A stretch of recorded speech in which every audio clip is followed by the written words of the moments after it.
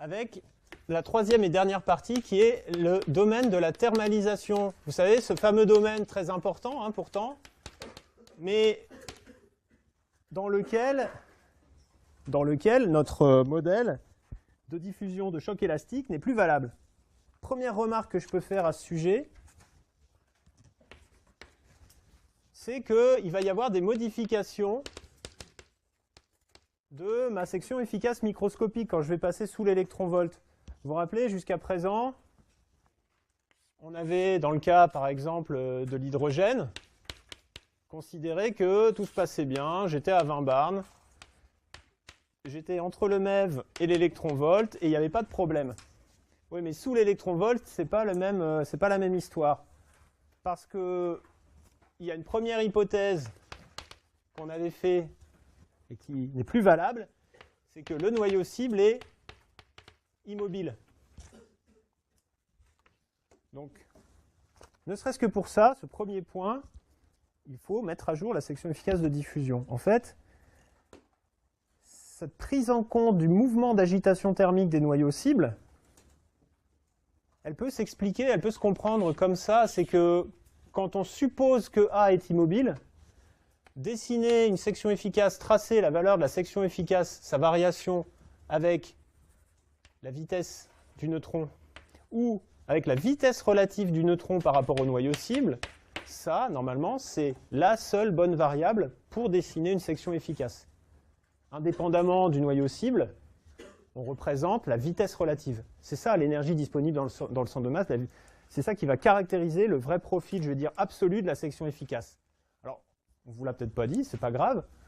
C'est sûrement parce que, au-dessus de l'électronvolt, cette vitesse-là est complètement négligeable. Donc, oui, c'est en fonction de la vitesse du neutron seul, c'est en 1 sur V seul. C'est très vrai au-dessus de l'électronvolt. Mais c'est plus vrai quand on descend en dessous. Tout ça pour vous dire qu'il va falloir, d'une certaine manière, répercuter cette dépendance-là, avec ça qui devient plus négligeable, sur la forme de la section efficace. Et ce qu'on fait, c'est qu'on dit, c'est pas grave, en fait, je vais continuer à tracer ma section efficace en fonction de la seule vitesse, comme j'ai l'habitude de le faire, mais je vais définir une section efficace effective qui va répercuter la dépendance qui devrait être en V moins grand V, sous l'électronvolt, en conservant cette dépendance simple, sur la valeur de la section efficace. Vous voyez la cuisine un petit peu ? Grosso modo, enfin pour vous donner quelques gros mots, on va convoluer la section efficace de base avec la distribution de Maxwell-Boltzmann des noyaux cibles dans leur milieu, leur agitation thermique, vous voyez ? Vous vous rappelez qu'il y a une distribution qu'on calcule en physique statistique. Et ça explique que sous l'électronvolt, la section efficace, elle connaît, par rapport à sa valeur théorique ici, lorsque A est vraiment immobile, elle connaît un premier effet de remontée. Première remontée ici, avec un premier facteur qui est en la vitesse moyenne des noyaux cibles sur la vitesse du neutron. Donc vous voyez que ce facteur, quand il devient supérieur à 1, votre section efficace effective, elle remonte. Et d'ailleurs, le meilleur aperçu que je peux vous donner, c'est l'analogie fournie par Barjon lui-même. Cette section efficace-là, elle remonte, pourquoi ? On peut le comprendre. C'est que lorsque le neutron a une vitesse qui devient inférieure à celle du noyau cible, il les voit plus immobiles, il les voit bouger comme ça énormément, plus vite que lui. Et donc vous avez un effet d'augmentation de la réaction qui est exactement celui, enfin c'est l'analogie, que la probabilité d'arrêter un but quand vous jouez au baby-foot. On a tout le réflexe, au moment fatidique du tir de l'attaquant, d'accord, de faire bouger le goal du baby-foot très très vite. C'est exactement cet effet. Plus la vitesse relative du gardien du noyau cible va être rapide par rapport à celle du neutron incident, plus le choc va pouvoir avoir lieu. Voilà, donc si vous voulez, moi je ne serai pas contre, retenez effet du goal de baby-foot, CF Barjon. Un deuxième effet, c'est vrai qu'on l'achète plus facilement qu'un long calcul à base de distribution de Maxwell-Boltzmann, mais c'est la même chose. Deuxième modification. Quelle est la deuxième hypothèse qui va être mise à mal dans cette histoire? Est-ce que vous vous rappelez? Alors pour cette deuxième hypothèse et pour son traitement détaillé, de la même manière, je vous renvoie non plus au Barjon, mais au Lamarche, hein, Page 46-47, il y a un exposé très simple sur les raisons de cette correction que je vais établir. A n'est plus immobile. Et quand le neutron a des énergies inférieures à l'électron-volt, c'est des énergies qui se deviennent inférieures à quoi? À des énergies de liaison des atomes, par exemple, d'hydrogène, avec les autres atomes d'hydrogène par liaison hydrogène ou dans une molécule d'eau. Donc A ne peut plus être considéré comme libre. Autrement dit, il est lié. L'hydrogène, il est lié, c'est-à-dire que le neutron, avec sa longueur d'onde qui devient de plus en plus grande, hein, avec sa perte d'énergie, va plus voir un proton ni un atome d'hydrogène, et il va voir une molécule d'eau entière. Et d'un point de vue mécanique, les masses en présence et la masse réduite ne va pas être la même non plus. Donc la section efficace de diffusion va en être impactée. Okay. Alors vous avez l'explication détaillée là. Si vous la voulez en résumé, en mécanique quantique, la section efficace de diffusion, lorsque le noyau est lié, c'est proportionnel à la masse réduite des deux corps en présence. Alors c'est quoi les deux corps en présence? Vous avez le neutron et vous avez ce que je vais appeler grand M, la molécule, dont la masse est très grande devant A et devant 1. Donc cette masse réduite, ça va être une masse de 1 pour le neutron, fois une masse grand M très grande, sur voilà, la dépendance de la section efficace liée va se faire suivant ce terme-là, avec ici la masse du neutron qui va être complètement négligeable, autrement dit ce terme qui va valoir à peu près 1. Okay. Alors que pour la section efficace libre qu'on a utilisée jusqu'à présent, celle-là, celle où on peut négliger la liaison de l'hydrogène dans la molécule d'eau ou autre, ça va être proportionnel à la masse réduite, qui va être la masse du neutron fois le noyau cible. Alors si le noyau cible c'est un proton d'hydrogène, ça va faire 1 aussi, sur 1 plus A, et là on ne va pas pouvoir dire que c'est à peu près égal à 1. Et quand on fait le rapport de cette section efficace-là sur cette section efficace-là, vous voyez que c'est tout simplement l'inverse de ça, autrement dit, sigma S lié, ça va être sigma S libre qu'on utilisait tout à l'heure, 20 barnes, fois 1 plus A sur A, le tout au carré. Alors pour un proton, pour l'hydrogène, ça va faire 2 au carré, ça fait quand même un facteur 4, hein, à minima, à cause de cet effet de liaison du noyau cible dans un ensemble plus lourd. Le neutron, il rentre dans le tas, quoi, hein. Il ne se fait pas le rugbyman, il se fait toute la mêlée, et forcément la section efficace, elle s'en trouve changée, en fait, elle s'en trouve augmentée d'un facteur supplémentaire. On avait ce premier facteur là, on a ce deuxième facteur ici.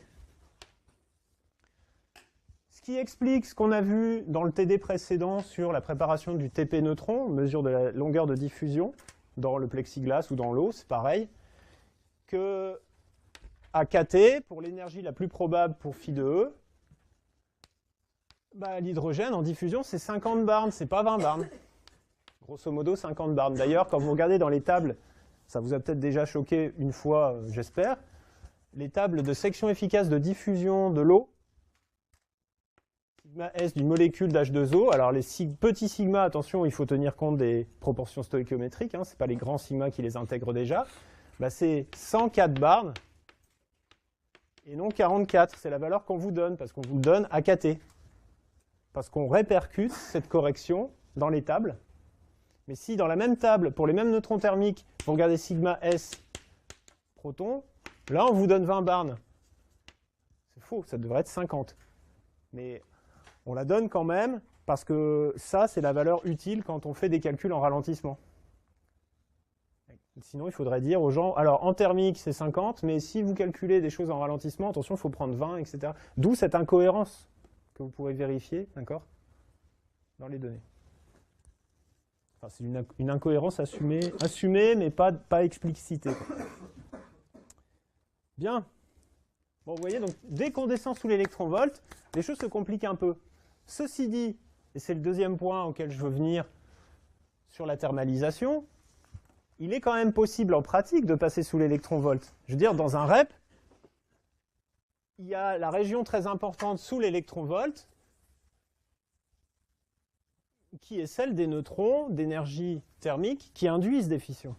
Alors juste pour se mettre un petit peu en tête cette forme de spectre, hop.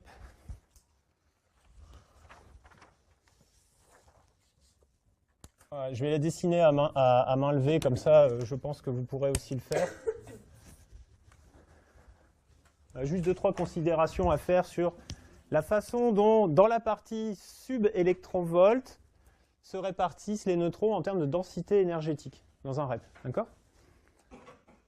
La première répartition de base qu'on évoquait justement à propos des noyaux cibles, c'est une distribution maxwellienne statistique. Vous avez un gaz de neutrons thermiques dont l'énergie est constante et qui se répartit suivant une certaine plage de vitesse d'énergie qui a, grosso modo, voilà, cette forme-là. Je la mets en pointillé parce que c'est juste une forme théorique. Voilà, quelque chose comme ça. Vous avez une maxwellienne dont l'énergie la plus probable, donc qui correspond à la valeur la plus élevée, est de kT. D'accord ? Donc vous allez me dire, c'est facile, quand je vois un résultat de simulation, je vois une mesure de phi de E, il suffit de regarder le sommet, je regarde l'énergie, c'est kT, et je dis, ah, ton réacteur, tu l'as fait fonctionner à une température moyenne de... Et normalement, je ne dois pas me tromper. En fait, on ne trouve jamais la bonne température physique moyenne, parce que en pratique, la partie thermique d'un spectre, là, en rouge, ce que je dessine, c'est dans un REP classique de type UOX. D'accord ? Avec une belle bosse thermique. En fait, elle est décalée. Elle est décalée vers les énergies supérieures. Et ça ressemble plutôt à ça, d'une part. Et d'autre part, ça continue comme ça avec un profil en 1 sur E. À partir de l'électron-volt, c'est la distribution des neutrons en ralentissement. On a du 1 sur E, ça augmente quand l'énergie diminue, parce qu'il y a cet effet d'embouteillage des neutrons au cours du ralentissement. Cet embouteillage, il se termine par un pH monstrueux, où là, les neutrons sont à l'arrêt, à peu de choses près. C'est la maxwellienne. C'est celle où ils sont stockés en attendant d'être utilisés. Donc vous alimentez cette bosse thermique, qui se fait consommer en continu, et à l'équilibre, il y en a autant qui arrivent par le ralentissement, que de neutrons qui disparaissent par absorption et en particulier par fission. Donc votre maxwellienne, elle ne bouge pas, elle est stationnaire. On est à l'équilibre. Pourquoi est-ce qu'il y a ce décalage effectif vers la droite, vers les énergies supérieures? Pour les raisons que j'ai évoquées. Vous allez consommer préférentiellement les neutrons de plus basse énergie à gauche parce que les sections efficaces sont plus élevées, vous savez, en 1 sur V. Il ne faut pas l'oublier, ça. Donc vous allez dépléter la maxwellienne théorique à gauche et vous allez l'alimenter par la droite. Donc vous m'en enlevez ici, vous m'en rajoutez là, tout se passe comme si vous la décaliez. Et le kT que vous mesurez, c'est une température effective liée à cet effet de surconsommation à basse énergie et d'alimentation par les neutrons en ralentissement. Donc elle ne correspond pas à la température physique, il faut le savoir. Vous allez forcément être tenté de vérifier une température lors d'une simulation de cette façon-là. Soyez conscient de cet effet-là, de décalage. Alors bien sûr, après, il y a des effets beaucoup plus violents. Si, au lieu de prendre de l'UOX, vous prenez du MOX, c'est-à-dire que vous avez, à la place de quelques pourcents, 3-4% d'uranium-235, vous montez à 6-7% de plutonium, dont la moitié est fissile. Au moins la moitié est fissile. À ce moment-là, vous allez consommer énormément cette distribution thermique parce que les sections efficaces dans le domaine thermique du plutonium sont bien plus élevées que celles de l'uranium. Et vous allez avoir plutôt quelque chose qui ressemble à ça. Donc vous allez avoir quelque chose qui est complètement aplati ici, puis vous allez avoir l'empreinte d'une première résonance ici et l'empreinte d'une deuxième résonance ici. Et vous allez recoller au flux de ralentissement. Donc vous voyez que votre plutonium, il vous dégrade complètement la partie thermique de la maxwellienne, et ça explique aussi que le spectre étant moins thermique, les sections efficaces sont modifiées et sont plus faibles, parce que vous les moyennez sur un spectre qui est moins thermique. Au passage, là, vous avez une section efficace à 0,3 électronvolts, c'est le plutonium-239, donc essentiellement sa résonance de fission, et à 1 électronvolt, ici, celle du plutonium-240, essentiellement de la capture, puisqu'il n'est pas fissile. Et dernière petite remarque, à Dans la zone ici intermédiaire entre les deux résonances, on est à 0,625 électronvolts. C'est une énergie en fait qui a été optimisée. Vous allez la retrouver partout, notamment dans les calculs à deux groupes, peut-être dans les articles pour neutronique en clip sur le MOX, sur lesquels certains vont travailler. Elle a été choisie justement pour être optimale par rapport aux calculs qu'on fait sur les reps mix, UOX, MOX. D'accord, avec un assemblage UOX, un assemblage MOX. Ces cœurs mixtes sont moxés à hauteur de 1/3 actuellement en France. Quand il y a du MOX, il n'y en a que dans 1/3 du cœur. Parce que le MOX et son plutonium viennent notamment diminuer l'efficacité des barres de contrôle. Et puis il y a aussi des paramètres cinétiques qui sont dégradés, des coefficients de vide qui sont dégradés, etc., etc. Donc, entre ces deux résonances, cette énergie de coupure, en disant le groupe des neutrons en ralentissement, c'est tout ce qui est au-dessus, le groupe des neutrons thermiques, c'est tout ce qui est en dessous, c'est optimal en fait, du point de vue des calculs. Je vous la donne parce que sinon vous ne comprendrez pas d'où elle vient à la première rencontre. Alors, dernière chose sur nos cas pratiques, ça c'était pour le REP. Et si on veut, malgré tout, des neutrons qui soient pas seulement sous l'électronvolt ou pas seulement de l'ordre de kT, un 40e d'électronvolt, du milliélectronvolt, est-ce qu'on peut descendre plus bas en fait, puisqu'on traite du ralentissement? Jusqu'où on peut descendre? Donc, le cas des neutrons froids et des neutrons ultra froids. Pour ce genre de neutrons, il faut savoir qu'on descend à des énergies qui sont de l'ordre de 10-7 électronvolts. Alors, à cette énergie, la vitesse, elle est de l'ordre de quelques mètres par seconde, alors que vous savez que pour les neutrons thermiques, ici, c'est de l'ordre de 2000 mètres par seconde. D'accord? kT. Donc, on peut descendre à des énergies aussi faibles, mais en utilisant des processus qui n'ont plus rien à voir avec notre bon vieux choc élastique qu'on utilise en réacteur. Je vais vous en parler un peu parce que ces neutrons ultra froids, on en produit par exemple à Grenoble, à l'ILL, qui n'est pas très loin, qui est au bout de l'avenue des Martyrs. Et il y a plusieurs processus supplémentaires au simple choc élastique qui sont mis en jeu, qui sont assez amusants, même si on ne les utilise pas dans les REP, dans les réacteurs classiques. Pour info, les bases de données nucléaires, dont on reparlera, leur énergie minimale, donc on appelle les Evaluated Nuclear Data Files, leur énergie minimale, c'est 10-5 électronvolts, et on va jusqu'à 20 MeV. Donc on arrive à des énergies pour lesquelles même les bases de données nucléaires standards sont complètement vides. Il n'y a rien, 2 décades au-dessus même. Comment est-ce qu'on obtient des énergies aussi faibles, des vitesses aussi faibles, et des longueurs d'onde 10-7 mètres, pour le coup, aussi énorme. Parce que ça, c'est 1000 angstroms, et un angstrom 10-10 mètres, c'est la taille d'un atome. Donc là, votre neutron, dans ce cas-là, il voit 1000 atomes, quoi. Il a une vision super large, et il interagit avec 1000 atomes d'un coup, plutôt qu'avec un seul proton d'un noyau d'hydrogène. Vous voyez? Comment est-ce qu'on y arrive? Alors, je vais simplement vous faire une petite visite rapide de l'ILL.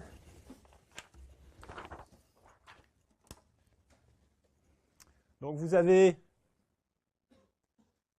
un tout petit cœur ici, avec un modérateur eau lourde. Elle est en bleu un peu plus foncé. Vous voyez, vous en ajoutez, vous en retirez. Il y a une petite circulation avec une énorme piscine d'eau légère. Ça, c'est pour la radioprotection.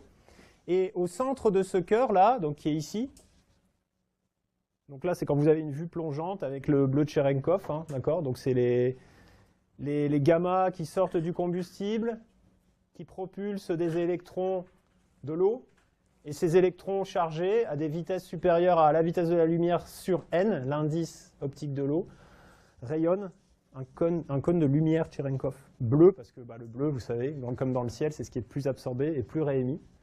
Donc là, en fonctionnement, vous avez ce bleu Cherenkov, et vous avez au fond du cœur ici, une source qui s'appelle source froide, qui est à 20 Kelvin.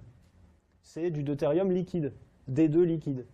Donc si vous avez déjà une source à 20 Kelvin, c'est-à-dire qu'au lieu d'avoir cette distribution, cette maxwellienne pour le flux thermique, correspondant à si le cœur est en arrêt à froid, ou il peut être à 600 K, à 600 K vous allez avoir ça. Si vous êtes à 20 Kelvin, je vais mettre en bleu parce que c'est froid, vous avez cette distribution-là. Donc vous avez une énergie plus probable pour les neutrons thermiques qui est beaucoup plus basse déjà. Mais vous êtes encore, en moyenne, dans les neutrons froids, après les neutrons ultra froids. Pour avoir des neutrons ultra froids, il faut non seulement partir d'une population de neutrons dont la distribution énergétique s'est stabilisée à cette température, comme dans la source froide, mais en plus, il faut faire son marché en ne prenant que ceux qui sont tout à gauche de la distribution. Alors comment on fait son marché? Regardez un petit peu. Les neutrons froids ici à 20 Kelvin sont émis suivant des tubes guides ici, envoyés vers des expériences. Et il y a un tube guide qui part vers le haut là, qui fait plusieurs mètres. Alors à l'énergie des neutrons froids, la longueur d'onde n'est pas de 10-7 mètres, mais elle commence à arriver à des grandeurs considérables. Et donc les neutrons ne peuvent interagir qu'avec une grande collection d'atomes. D'accord ? Et de ce fait, leur probabilité d'interaction devient vraiment très faible. Néanmoins, les plus chauds continuent à avoir des collections plus faibles d'atomes et interagissent. Donc en mettant un tube guide comme ça, vous faites de la collimation, vous le recouvrez de nickel, et ceux qui ne sont pas encore assez froids, donc tous ceux que je n'ai pas assurés dans la courbe bleue, ils vont être absorbés en fait, parce qu'ils ne vont pas tous droit. Et vous collimatez, vous gardez ceux qui ont diffusé plusieurs fois sans être absorbés. Donc vous prenez ceux qui ont la direction des neutrons qui ont diffusé suffisamment de fois pour ne pas avoir été absorbés, donc ont une énergie effectivement assez faible pour ne pas interagir, une longueur d'onde assez grande, pour ne pas interagir, ne pas être absorbés. Donc vous les collimatez, vous les sélectionnez comme ça. À noter que là, quand leur vitesse commence à devenir de l'ordre de la dizaine, voire du mètre par seconde, leur énergie est telle que l'attraction de la Terre, que leur poids, a un impact sur leur énergie. C'est-à-dire qu'ils ralentissent parce qu'ils se déplacent vers le haut. Ça n'arrive jamais en réacteur, hein, attention. Hein. Là, on est à 10-7 électronvolts, c'est très particulier. Et chaque mètre parcouru de plus vers le haut, c'est 1 mètre par seconde en moins, si vous voulez. Ça commence vraiment à se faire sentir. Donc il y a l'effet de collimation à partir de 20 K. Il y a l'effet de ralentissement par énergie potentielle gravitationnelle. Et à la fin, vous avez des neutrons qui ont une vitesse de l'ordre du mètre par seconde. Ben, vous avez une sorte de grande turbine. Si un jour vous visitez l'ILL, vous verrez, c'est très marrant, puis les gens l'expliquent vraiment très bien. Une grande turbine avec des pales recouvertes d'un matériau qui n'est pas absorbant à ces longueurs d'onde-là. D'accord ? Et ces pales, elles vont tourner. Tiens, d'ailleurs, la raquette, je l'avais pris aussi pour ça. Donc, on n'est plus dans le cadre d'un choc élastique classique, d'accord ? On est dans le cadre d'une pale macroscopique. C'est pas un noyau là que le neutron y voit. Hein. Mon neutron ultra froid, c'est pas un noyau qu'il voit, c'est 1000 atomes d'un matériau très peu absorbant à ces longueurs d'onde-là, et dont les pales, en fait, donc qui recouvrent des pales qui sont animées d'une vitesse légèrement supérieure à celle du neutron. Genre quelques mètres par seconde, comme lui, plus un epsilon. Et ça, au tennis ou au ping-pong, ça s'appelle une amortie. Donc vous avez la pale qui fait ça, le neutron qui arrive un peu moins vite, et pouf, vous le laissez sur place. Donc vous perdez une grande fraction de son énergie cinétique, et vous avez de vrais neutrons ultra froids, d'énergie aussi basse que ça, que vous pouvez stocker très longtemps. En fait, une manip consiste à les stocker dans un matériau qui ne les absorbe pas et de les compter pour mesurer leur durée de vie. Vous savez qu'elle est de l'ordre du quart d'heure. C'est une constante fondamentale.